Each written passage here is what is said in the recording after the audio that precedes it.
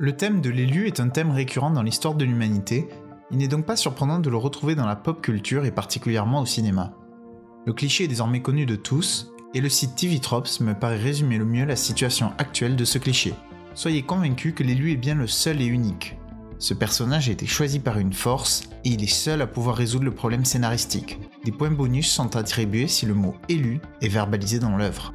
S'il est toujours aussi présent, c'est grâce aux facilités qu'il permet pour introduire et faire avancer l'histoire, mais par sa surutilisation, le cliché de l'élu est maintenant plus porté comme un handicap qu'une force dans le cinéma actuel, et ce pour deux raisons.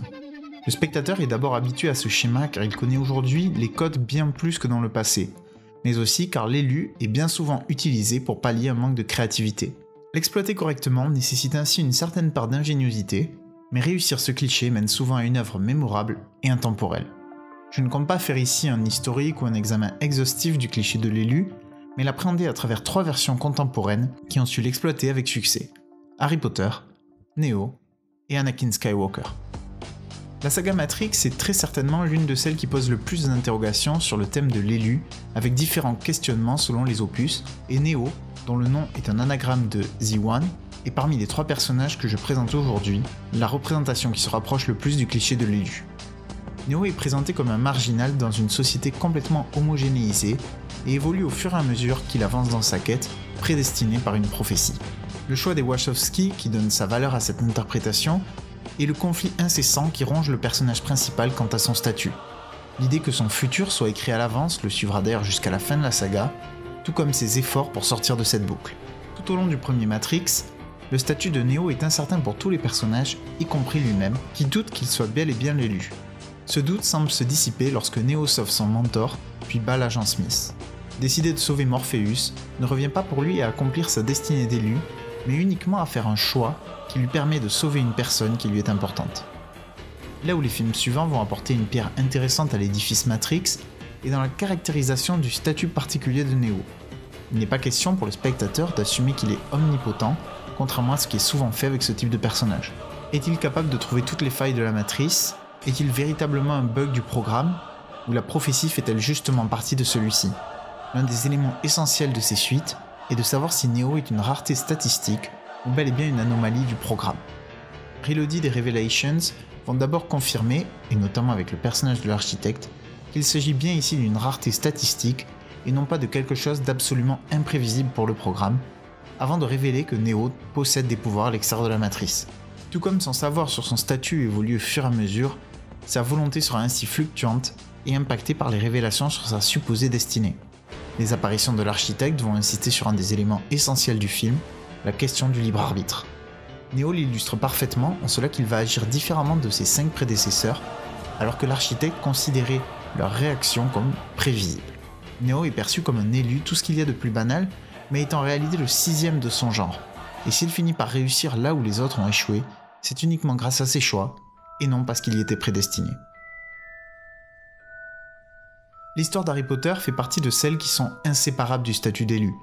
Si la réalité de ce statut nous est révélée au fur et à mesure, il est indispensable non seulement à l'évolution de l'histoire, mais aussi à son existence. Une des particularités dans l'histoire d'Harry Potter est qu'il n'est pas considéré par le monde comme l'élu à cause de la prophétie, qui est quasiment inconnue, mais bien parce qu'il a déjà accompli quelque chose, en l'occurrence, l'élimination du mage le plus dangereux des temps modernes. À cause de cela, il jouit d'une popularité gigantesque dans le monde des sorciers, et l'histoire va montrer par endroits des conséquences de cette célébrité sur la vie de Harry. L'autre particularité, qui vient se confronter à la première, est la normalité de cet élu. À l'exception du Quidditch et de la défense contre les forces du mal, Harry est un élève moyen, et pas toujours à son aise dans un monde qu'il a découvert sur le tard. Si l'on peut souligner sa capacité à parler le fourche-langue et sa prépondérance dans l'élimination de Voldemort, il ne faut pas oublier qu'elles sont dues uniquement à la tentative d'assassinat portée contre lui. Sans celle-ci, Harry n'aurait jamais eu le statut d'élu, et l'univers explique plusieurs fois que Neville Londubat aurait pu le devenir à sa place. Plus important encore, il faut considérer que Harry ne met jamais en scène son statut d'élu. Même lorsqu'il mène l'armée de Dumbledore ou la lutte contre Voldemort, il se voit toujours comme une personne comme les autres, au contraire de nombreux élus représentés dans la culture populaire. Harry voit se dresser plusieurs fois devant lui des formes de Voldemort, et il comprend qu'il ne pourra mener une vie normale que s'il accepte son statut d'élu de la prophétie et affronte le Seigneur des Ténèbres. Son objectif reste toujours le même, et c'est là, à l'opposé de l'image générique de l'élu, l'idée que chacun d'entre nous a le pouvoir de changer les choses sans avoir eu sa destinée préétablie. Anakin Skywalker serait presque un cliché de l'utilisation actuelle du trope de l'élu. Il est un enfant esclave dans une planète inconnue et serait l'enfant évoqué par une prophétie millénaire. Il faut ajouter à cela qu'il est découvert par une figure d'autorité du monde de Star Wars en la personne d'un Jedi.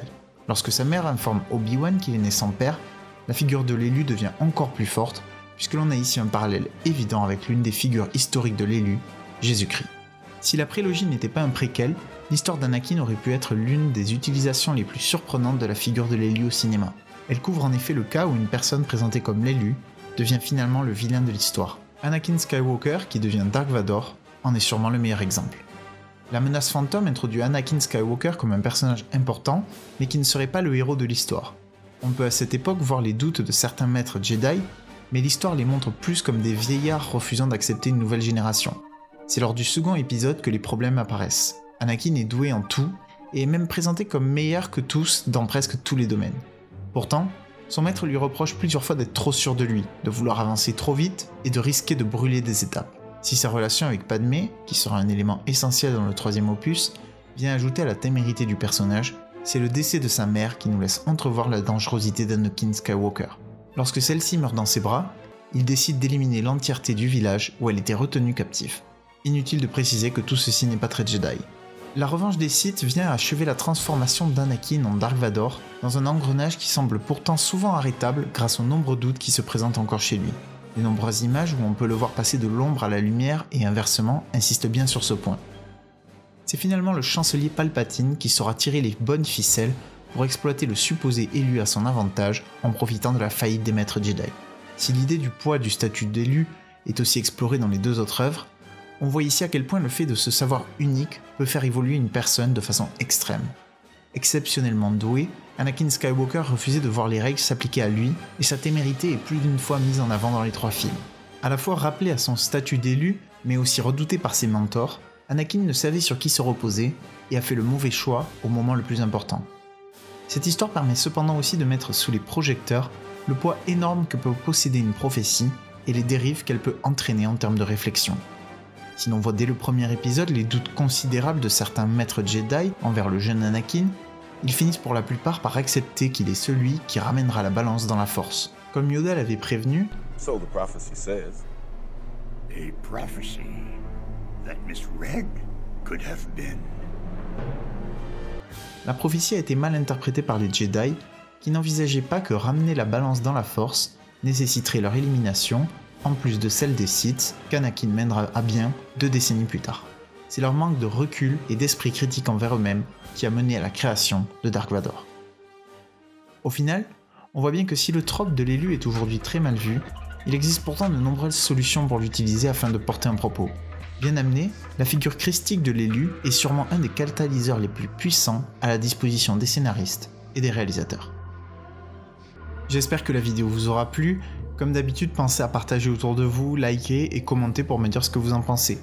J'hésite en ce moment sur l'ordre des prochaines vidéos, mais je pense notamment faire une vidéo sur Apple, une sur le Bitcoin, une sur le livre L'Art de la Guerre, et enfin une dernière vidéo sur comment faire un bon film d'horreur. Dites-moi dans les commentaires si vous avez des préférences. Sur ce, à bientôt.